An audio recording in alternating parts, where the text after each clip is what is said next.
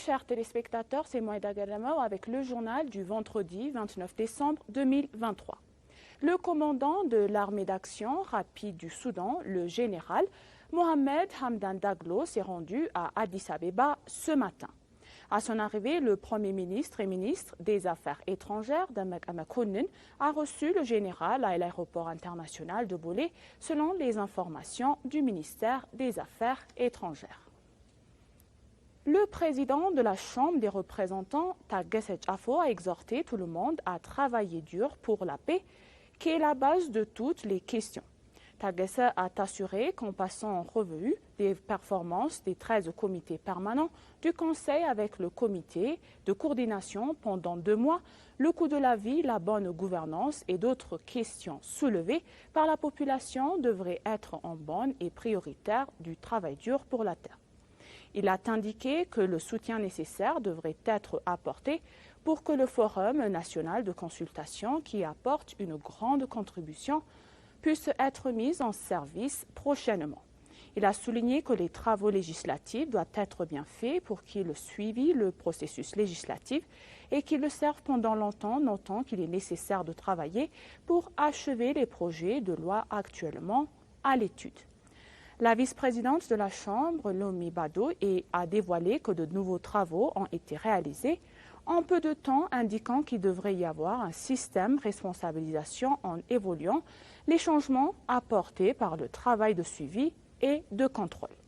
Il a souligné qu'assurer la sécurité alimentaire constitue une contribution majeure à la paix.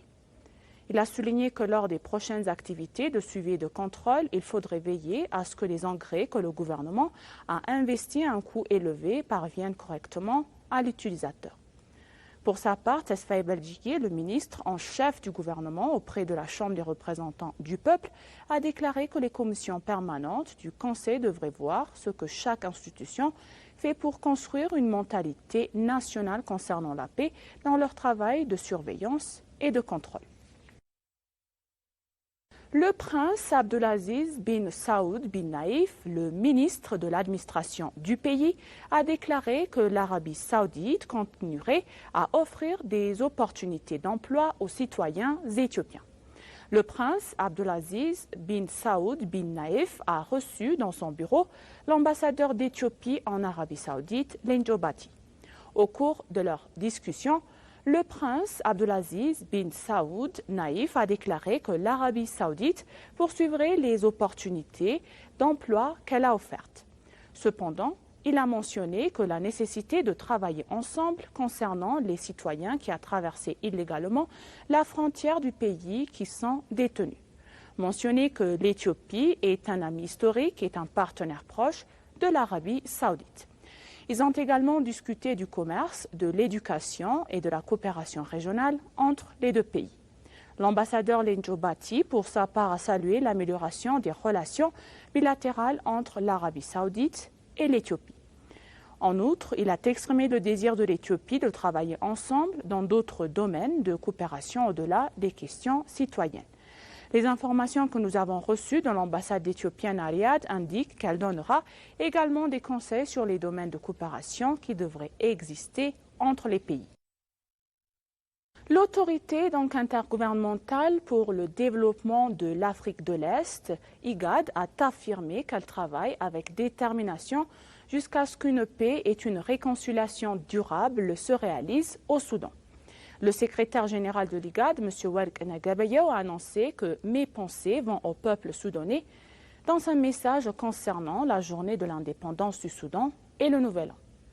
Le secrétaire général a dévoilé que le peuple soudanais a traversé de nombreuses périodes difficiles et a confirmé sur sa page de réseau social que l'IGAD se tiendra aux côtés du peuple soudanais et travaillera avec détermination jusqu'à ce que la paix et l'harmonie complète règnent à travers le pays.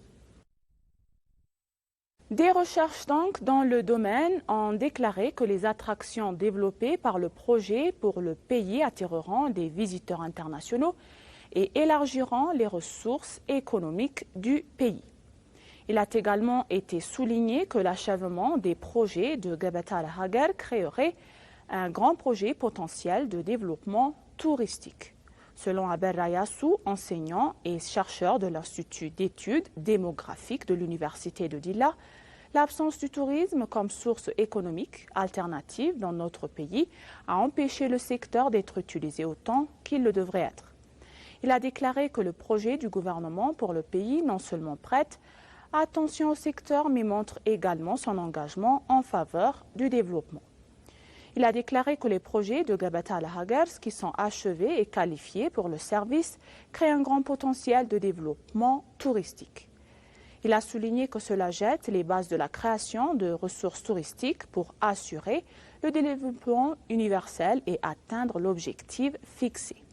Dr Youssef Marou, le chercheur en ressources naturelles et chef du département de développement du plan de la zone de Guédio, a déclaré que les projets de Koïcha, Wenji et Gorgora, qui font partie du programme du pays, sont importants pour la protection de l'environnement et le développement de la biodiversité, en plus du développement du tourisme.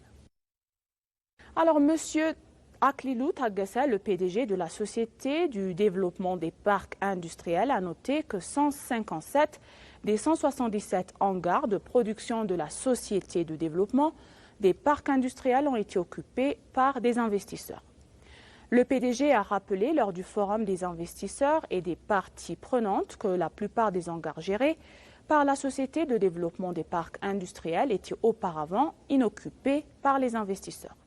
Il a indiqué que sur les 177 ateliers de production gérés par l'entreprise, 157 ont été repris par les investisseurs et des entreprises manufacturières. Le directeur a déclaré que 20 hangars restants ont travaillé avec une grande attention afin d'augmenter les taux d'occupation grâce à de nouveaux investissements.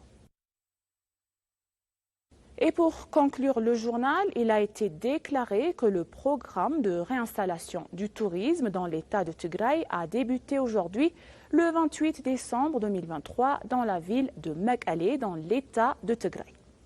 On sait qu'en raison de divers problèmes et de la violation de la sécurité dans la partie nord de notre pays, cela a causé des dommages aux pays de différentes manières et on pense que cela a causé des dommages à grande échelle, en particulier dans le secteur du tourisme.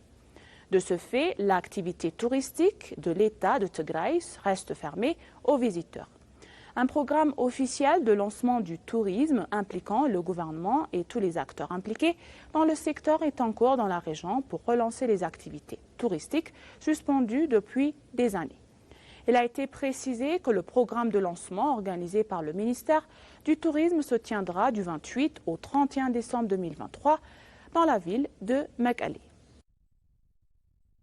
Et maintenant, chers téléspectateurs, je vous rappelle les titres principaux. Le commandant de l'armée d'action rapide du Soudan, le général Mohamed Hamdan Daglo, s'est rendu à Addis Abeba ce matin. Le président de la Chambre des représentants, Tagassa Jafo, a exhorté tout le monde à travailler dur pour la paix, qui est la base de toutes les questions. Merci, chers téléspectateurs. Ainsi s'achève le journal. C'était Moïda Garramo. Restez avec nous avec le reste des programmes et bonne journée.